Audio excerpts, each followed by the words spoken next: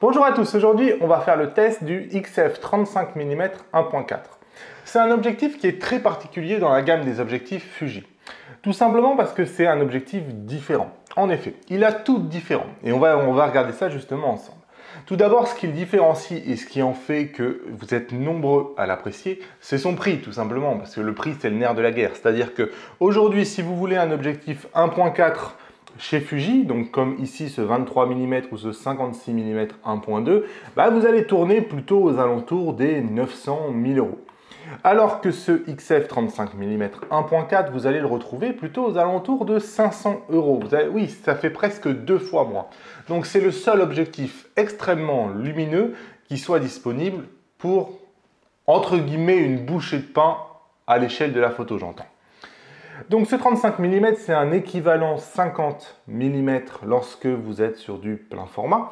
Et donc le 50 mm, ça a toujours été une focale un peu particulière parce que c'est la focale qui se rapproche plus de la vision humaine, de l'angle de vision humain. Donc ce 50 mm, en gros, il couvre à peu près la même chose qu'un champ de vision que vous voyez avec vos propres yeux. Malgré tout, on entend un peu tout et son contraire sur le 50 mm. Enfin, sur ce 35 mm équivalent 50 mm, et justement, on va en profiter pour revenir sur cet objectif-là. Tout d'abord, il faut quand même savoir quelque chose, c'est que, et j'en étais pas 100% conscient avant de l'avoir, c'est que quand vous regardez ici un 56 mm 1.2 et ici son copain, le 23 mm 1.4, c'est des objectifs qui sont assez gros. C'est des objectifs où, quand on les regarde, on ne se dit pas ah « ouais, c'est des petits objectifs ». Non, ils sont quand même assez gros. À côté, ce 35 mm, il paraît mini. On a l'impression que c'est une miniaturisation d'une optique. Regardez, moi je m'attendais, ici j'ai le 23 mm. Hop, à côté j'ai le 56, donc il va au milieu dans la gamme. Et donc, il me paraissait logique qu'il soit en termes de taille entre les deux. Et bien, ce 35 mm, comme vous pouvez le voir, il est microscopique. Pour un objectif qui est aussi lumineux, il est vraiment microscopique. Donc, pensez bien qu'on va retirer le capuchon. Donc, une fois le capuchon retiré, franchement, il s'associe par exemple très bien avec un X-T20, donc un petit appareil photo. Évidemment, il s'associera avec n'importe quel autre appareil photo. Mais avec le X-T20, regardez, vous avez un objectif 1.4 extrêmement lumineux. Donc on va parler de son bokeh, on va parler de l'autofocus, on va parler de tout ça. On va juste regarder comment il est construit. Donc vous avez un objectif qui est tout en métal, qui est extrêmement bien construit. Vraiment tout ça, ça respire bien la solidité. Donc vous avez ici une bague en métal, vous avez une bague qui va vous permettre de régler l'ouverture. Donc vous avez une ouverture graduée à partir de 1.4, c'est évident, et jusqu'à F16. Donc il ne va pas jusqu'à F22 et vous avez la petite position A pour automatique, donc qui fait un peu l'ergonomie Fuji. Ce qu'on peut dire de cette bague là, c'est que je la trouve un peu souple.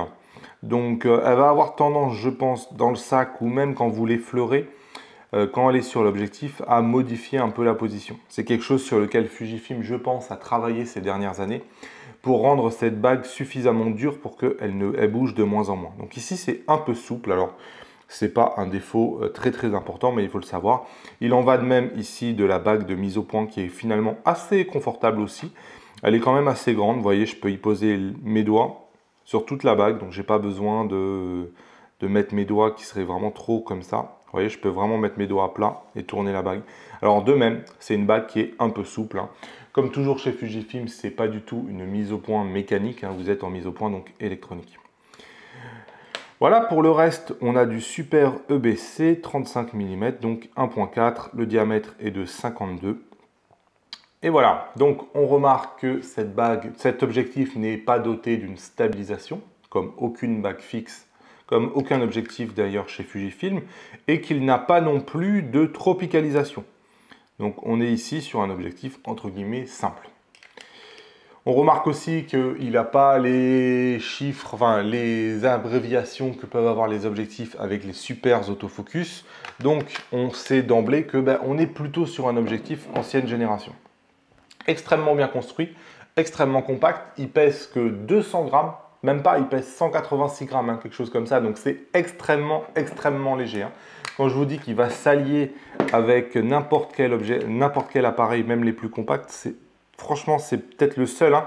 Aujourd'hui, mettez par exemple un 56 mm ici, 1.2, vous allez vraiment le sentir, alors que le 35 mm 1.4, ici, on ne le sent pas du tout. Donc vraiment un objectif qui finalement, dès le début, sans même l'avoir mis, m'a séduit sur la façon dont il est présenté, sur sa construction. Tout ça, j'ai trouvé vraiment très bien. Alors après, évidemment, tout ça, ça n'aurait aucun sens si l'objectif n'avait pas d'autres qualités. En termes de piqué, alors on va regarder un peu sur l'ordinateur, j'ai fait pas mal de photos comme d'habitude d'ailleurs. Hop, 35 mm 1.4. En termes de piqué, franchement, j'ai fait une montée là vite fait sur une haie, comme je fais d'habitude. Le piqué me semble vraiment extrêmement bon, même à 1.4. On a quelque chose qui franchement est vraiment pas dégueulasse. Alors certes, les côtés sont en retrait. On peut voir que sur les côtés ici, bon, on n'a pas un piqué de fou. Hein. On a quelque chose qui est, à mon sens, passable. Mais certes, on n'a pas le même piqué qu'on peut avoir au centre.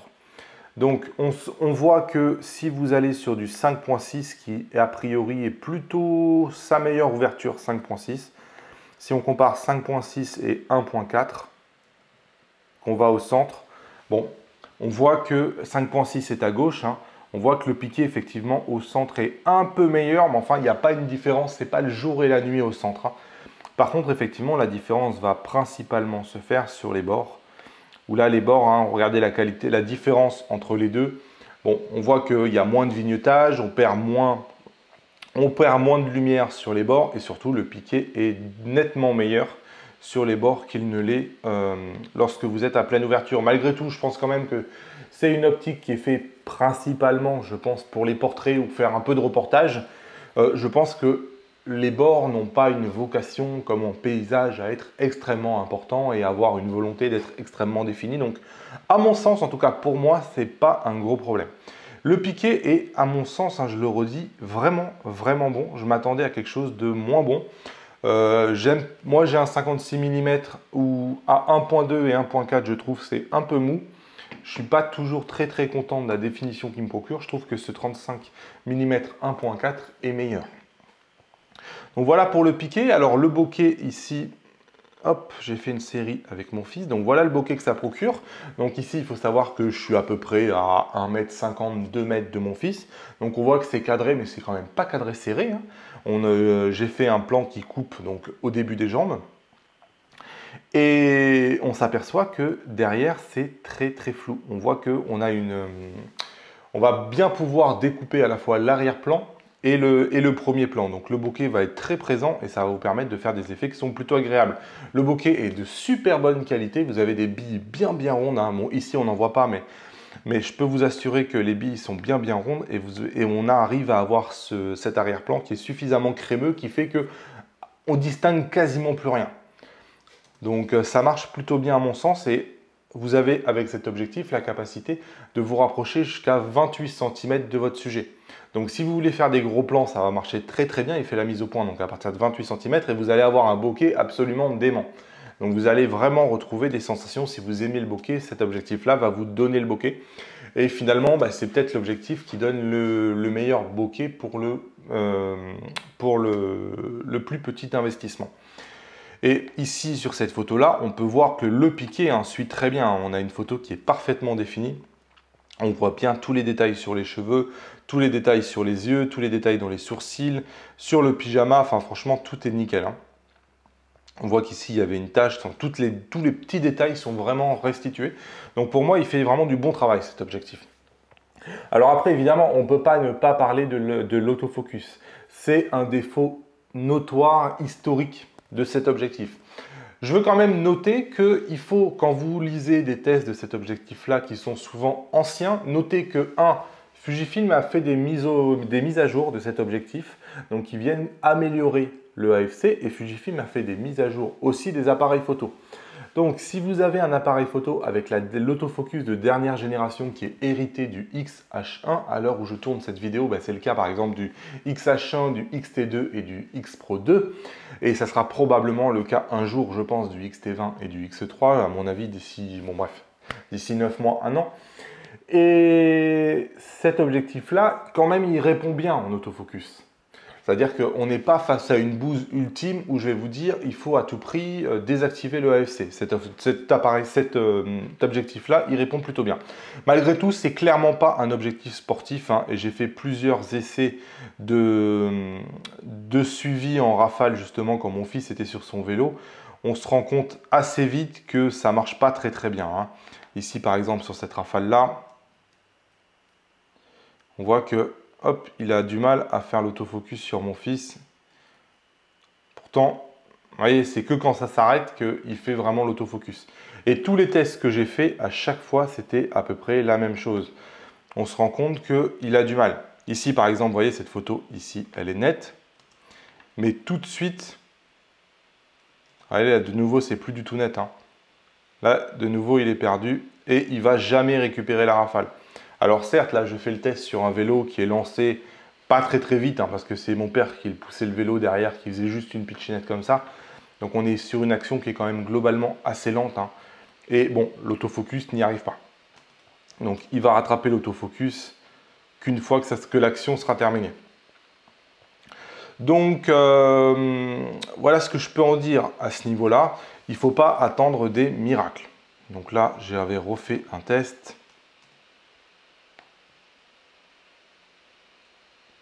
Là, il n'y est pas, il n'y est pas, il n'y est pas, il n'y est pas, il n'y est pas, il n'y est pas, il n'y est pas. Là, il y est au début. Et là,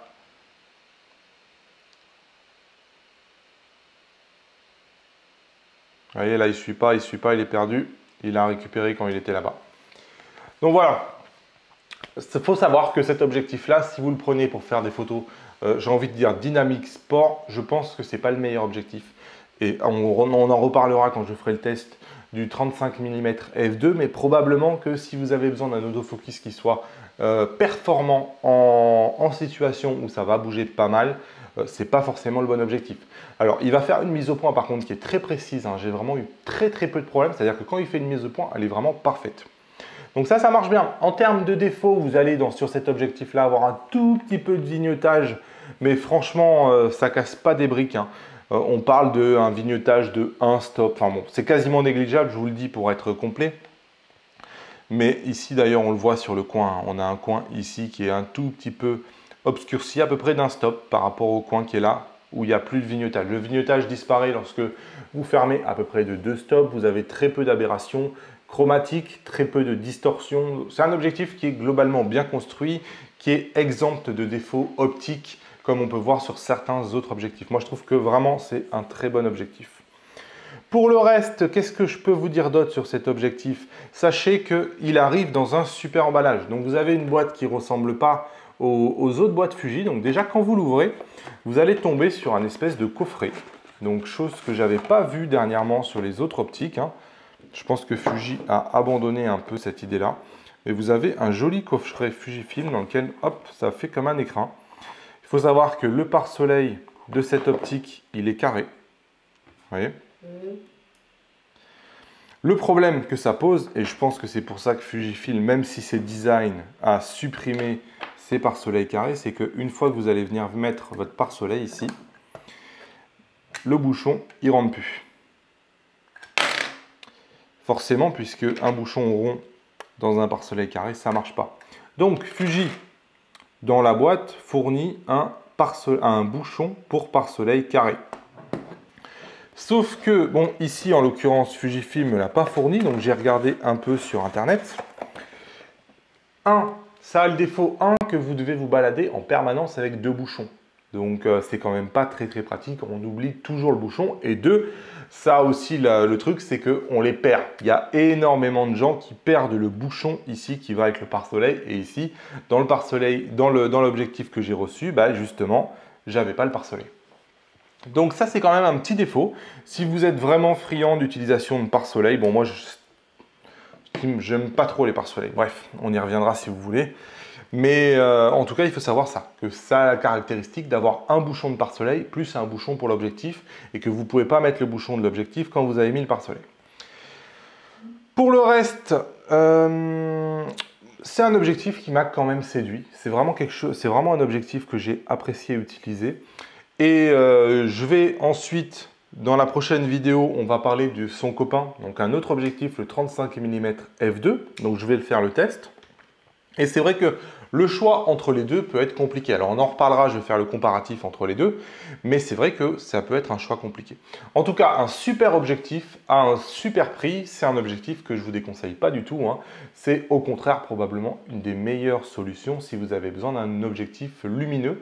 Donc 1.4, c'est pour moi le 50 mm. Vous savez, quand vous allez chez Canon, chez Nikon et compagnie, on vous propose en général toujours un 50 mm 1.8 qui est quelque part un objectif qui est à la fois lumineuse, qui est à la fois de qualité, mais qui est surtout pas cher. Ben, chez Fuji, si vous cherchez un 50 mm 1.8, pour moi, c'est le 35 mm 1.4.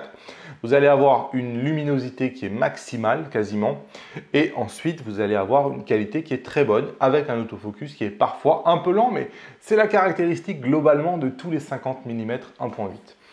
Voilà, ce test est maintenant terminé. En complément de ce test, donc vous pouvez recevoir le guide de démarrage du fugiste débutant ici, là, en cliquant sur les 12 conseils qui sont juste là. N'oubliez pas de me lâcher les pouces levés vers le haut. N'oubliez pas de vous abonner à la chaîne en cliquant sur mon visage. Cliquez sur la petite cloche juste en bas de cette vidéo pour être prévenu quand une nouvelle vidéo sort. Et dites-moi en commentaire, est-ce que vous avez le 35 mm, qu'est-ce que vous en pensez? Est-ce que vous l'avez revendu? Est-ce que vous l'avez gardé? Est-ce que vous avez acheté la version en f2? Dites tout ça en commentaire. Allez, à bientôt sur la chaîne.